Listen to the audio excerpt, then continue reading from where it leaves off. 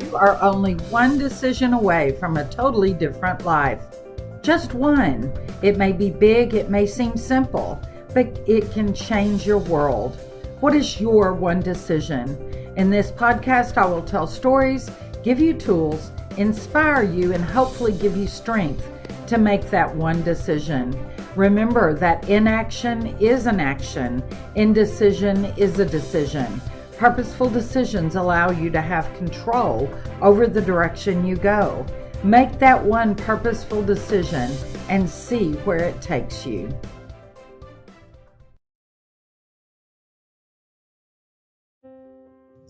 Welcome back to One Decision. Be sure to like, share, subscribe, ring the bell, do all the stuff, you know. I'm on both Rumble and YouTube under One Decision with Dr. Connie Swain. Follow the podcast page on Facebook or Instagram so you can stay on top of the latest One Decision podcast. Today's is going to be a little bit different. I love Texas history, so I'm going to tell you a story about Texas history. It was a beautiful weekend in North Texas, so we took advantage of it. We visited the Biker Bash, which is hosted by a local church, then headed to Bowie, which is just a little north of our house, to the annual Chicken and Bread Days.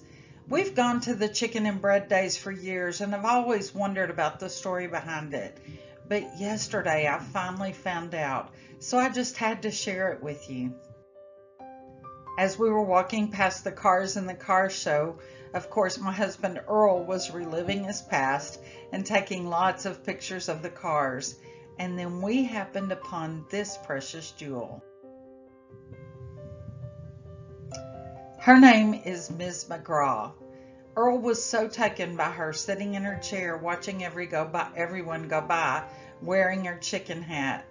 He asked her for a picture. Then she had to have one with me in a hat and then Earl, so we obliged. So as we talked, I asked her about the story of the Chicken and Bread Days, and I was very pleasantly surprised by the tale. In the early days, the late 1800s, early 1900s, when Bowie was just a railroad stop on the way to or from somewhere, there were no dining cars on most of the trains because they carried workers. So when the train stopped, the people had either taken something with them to eat or they got off looking for food. One day a rooster was killed in the barnyard and this little boy asked a local lady if she would cook it for him. The rooster was so old, so she knew it would take a bit of time to get it tender. She finally fried it up and he grabbed some biscuits and off to the depot he went. He sold that chicken and bread and made some money. He did this every day and other boys got wind of it. Soon they were all selling bread to the passengers and became known as the Chicken and Bread Boys. It's rumored that they often killed wild rabbits and passed them off as chicken, but how are we ever going to prove that tale? She said that the first young boy, that ingenious young man, was actually Amon G. Carter, and that was his first undertaking as an entrepreneur. The Chicken and Bread Days pays homage to those boys and how their efforts helped build Bowie in the earlier days. Amon G. Carter was born to a very poor family in a log cabin in Crafton. Crafton's a very small community even today, and it's not even a legitimate town. It's 20 miles from Bowie, so his travel must have been hard on horseback or wagon. History doesn't record how he went back and forth, but he began making a living and staying on in Bowie. If you're not familiar with North Texas or Fort Worth, you may not even know his name, but there's a lake, a museum, and a lot of things named after Carter. Even freeways and streets bear his name. He made a decision, an important decision, not only to make money, but to leave a legacy. He eventually became a salesman in Bowie and worked at a number of odd jobs, and in May of 1905, he started selling advertising space in Fort Worth. At just 26 years old, he was becoming a rising star as a salesman, and soon he helped finance and run a local newspaper. In 1906, they started the Fort Worth Star.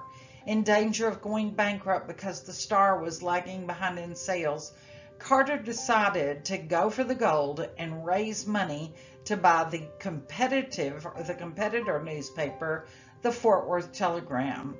In 1908, he had raised $100,000, and the Fort Worth Star Telegram was born. The Star Telegram was distributed all over North Texas, even into Oklahoma, West Texas, and New Mexico.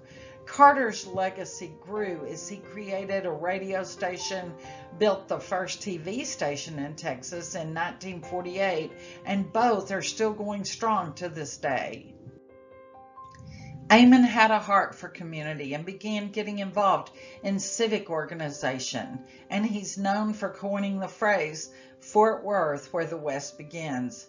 He loved Fort Worth and didn't care at all for the snooty neighbor to the east, known as Dallas. It's said he would take a sack lunch when he had to travel there because he didn't want to even spend one dime in Dallas. He was a true Texas cowboy. He was a storyteller, a gambler, a drinker, very generous with his money, and had friends such as Will Rogers and Walter Winchell.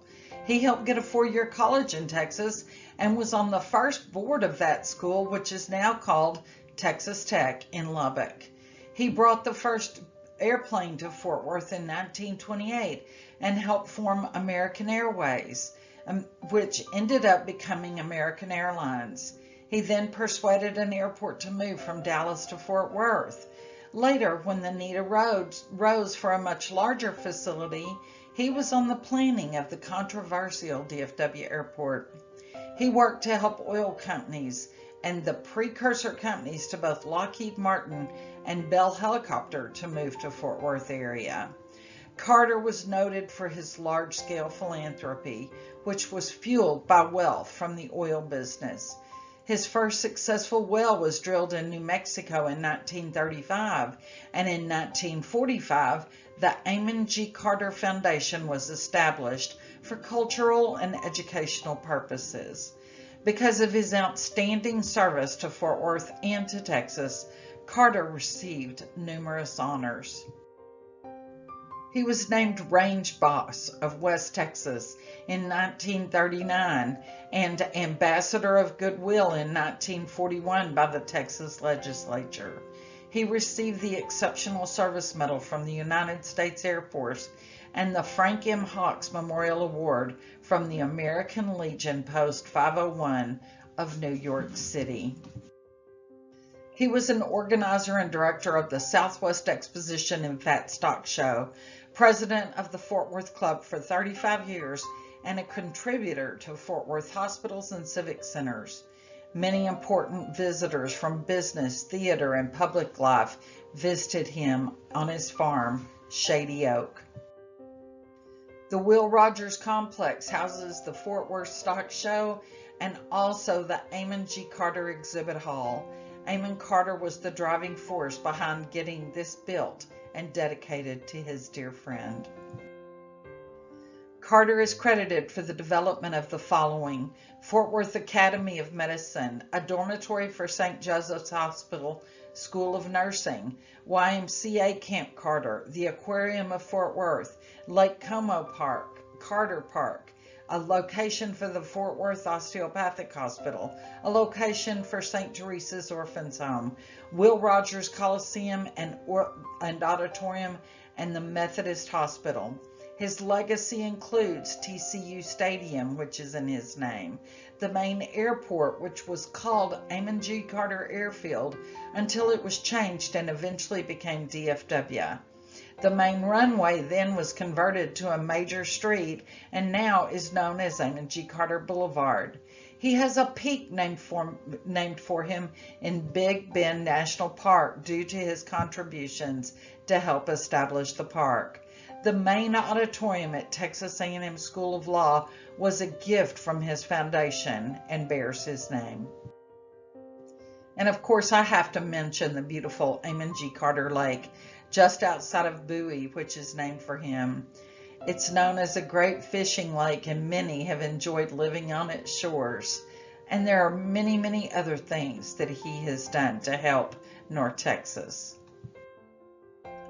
This man has such an amazing legacy, but you cannot ignore one of the finest, the Amon Carter Museum of Art. The Amon Carter Museum of American Art was established through the generosity of Amon G. Carter to house his collection of paintings and sculptures by Frederick Remington and Charles Russell. Their mission is to collect, preserve, and exhibit the finest examples of American art, and to serve all communities through exhibitions, publications, and experiences devoted to the celebration of American creativity. And this beautiful museum does so much more. Not only do you get to experience the beautiful exhibits, they're designed so you get to live them with the creators. They also have opportunities for budding and new artists, and offer education to children to encourage the creativity. Many have been so blessed by Mr. Carter's many accomplishments. Cities, towns, and lives have all been forever changed because of his spirit. But let's get back to the purpose of these podcasts, the one decision. You see, Amon Carter came from a very rugged background, but he decided to live life to its fullest. He made a decision to do so. We can see that simply by looking at the many other people of those days who didn't leave behind that kind of legacy. Carter didn't come from money. He didn't have special gifts, just a determination to work hard and not let life get him down. As a young man, by deciding to take a risk on buying a newspaper, while his was failing, it shows that he wasn't going to go down without a fight. I see so many people, myself included at times, get caught up in the pity party of their life, the woe is me of hardships, instead of deciding to fight through and doing whatever it takes to keep fighting. Remember, it isn't just about what you're dealing with now. Your decisions impact your family and friends for years to come. After hearing the story of this young man's beginning yesterday from Sweet Miss McGraw, I was so inspired. My husband and I found the only food vendor that was selling chicken and bread and celebrated the Texas grit that Mr. Carter stood for. As we ate, we watched all the people enjoying the beautiful weather and celebrating community at an event dedicated to celebrate the Chicken and Bread Boys. You see, I've heard Mr. Carter's name most of my life. I've been in many of his buildings, visited many of the places that bear his name, and even driven the freeway with the sign showing his legacy. But I never knew his story, and what an amazing story. I saw one of my favorite Bible verses this morning, and I think it really is applicable here. Deuteronomy 30:19 says, "This day I call the heavens and earth as witnesses against you, that I have set before you life and death, blessings and curses. Now choose life that you and your children may live." Your choice doesn't just affect you. It affects all who come after you. Choose life. Look beyond your current circumstances. Choose legacy and choose to live. Decide today to fight through and not give up. Keep going, keep fighting, keep moving. Take a risk and set a goal. Be like Amon G and make that one decision to leave a legacy. As Maya Angelou says, if you're going to leave a legacy. Make a mark on the world that can't be erased. Think about the millions of people's lives that have been impacted by that young boy selling fried chicken and biscuits to workers riding on a train. Remember how hard he worked, not just for his own survival, but eventually for his family, then to leave a lasting legacy to the Texas spirit. Thank you for taking time to join me today. Like, share, follow, and subscribe. See you next time on One Decision with Dr. Connie Swain.